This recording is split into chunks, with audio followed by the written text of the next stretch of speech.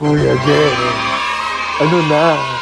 May balita ba? Dito tayo ngayon sa PlayStation Store. Bukas na sila. At aalamin natin ang lahat ng pwede nating alamin about sa pre-order ng PS5. Alam nyo naman na dumating na yung mga news ng mga prices and dates. So alamin natin kung ano ang sitwasyon dito sa PlayStation Store. Bakit ako nakahawak?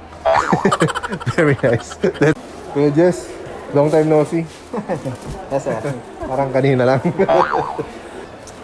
Kuya Jess! Ano ba, may balita ba tayo sa PS5?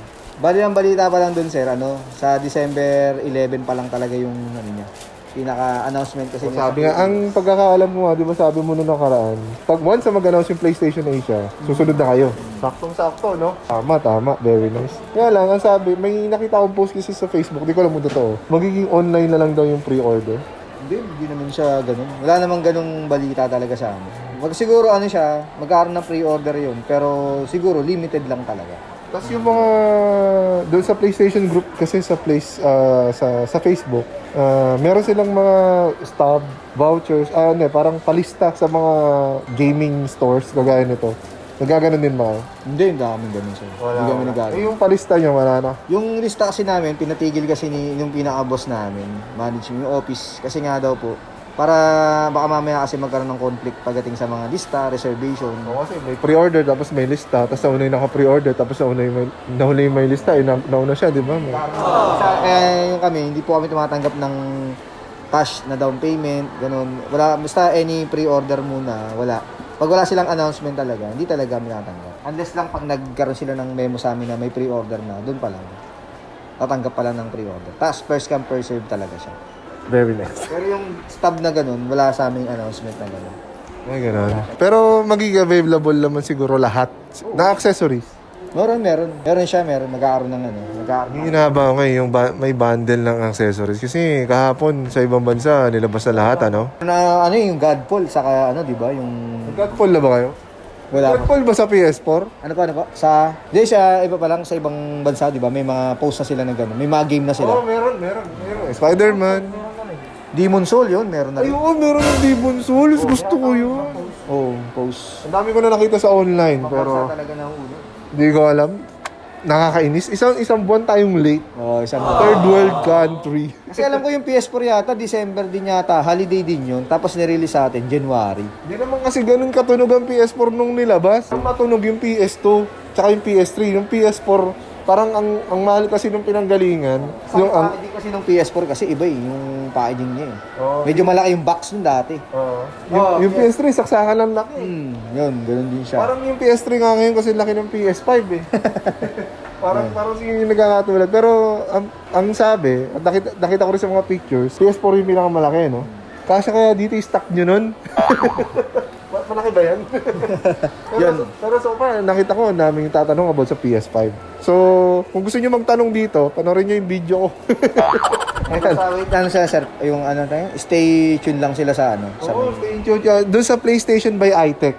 Doon din ako nakaabang. Doon ko nakita yung post. Gumawa ko ng content about sa mga post ng iba't ibang kayo, Data Blitz, lahat. Pare-parehas, halos sabay-sabay nung naglabas yung sa Asia. Pero sa tingin ko, may advantage tayo dito sa PlayStation. Kasi siya, dito kasi sa PS Store kasi talaga, siguro sa ibang store talaga, may mga limited stock lang din. Siyempre, mas maganda lang kasi dito sa PlayStation Store kasi, mas marami siguro na magbibigay. Mas maraming stock na dadating dito kaysa dun sa mga iba na Flagship. Hindi flagship. Yung tama, flagship. Ito yung flagship store ng PlayStation. Kaya malamang, sana maraming stock. para maraming magkaroon ng PS5. Siyempre gusto rin namin, maraming mabigyan, saka marami rin makapaglaro nun. Para maraming benta. Maraming benta. Ganyan siya. Pero Para lahat happy. yung price, yun na yun. Yung sabi po sa amin nung pinaka president namin, bali yung palang yung pinakita lang nila na 27,990. Pa lang siya, yun yung may CD. Physical disc. Pero yung isa na digital, magkakaroon din daw yun. Pero Hindi sa 12. hindi Ay, magkakaroon 11, hindi sa din daw po nun. Pero wala pang price na sinasabi yung mismong Pero sure na sa 27,990. Sure na yun siguro.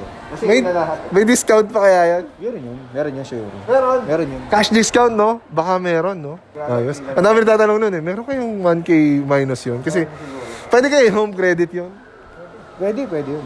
Basta sa credit card, home credit, GCash, yan, pwede yan. May Gcash pala kayo?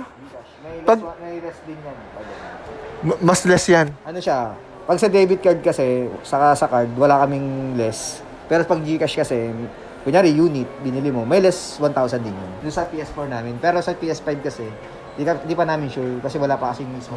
Kasi official price eh. Hindi ko alam kung ganun yung talaga yung magiging SRP. Pero sana ganun. Pero ganun talaga siguro. Yun na yun. Kasi naglabas na mismo yung Asia eh. Sila naglabas ng price. Ito naman kasi, sila naglabas ng price nito na mga discounted. Tapos pagka sa inyo bilhin, less 1,000. Less 1,000. Kaya ganun. Hindi malamang ma-minus din, no? Malamang. Sana ma-minus din. At bundles. Gusto ko yung bundle talaga ng ano. Nakita mo na ba yung ano, yung PS? Dili. Yung accessories. Yung may mga ano niya kasama na, no? May headset, may dock, may Kasama na lahat. Isang set na siya. Siguro yung price nun medyo mas higher ng konti kasi nga Oo, medyo. 5,000 yung headset, 3,000 yung...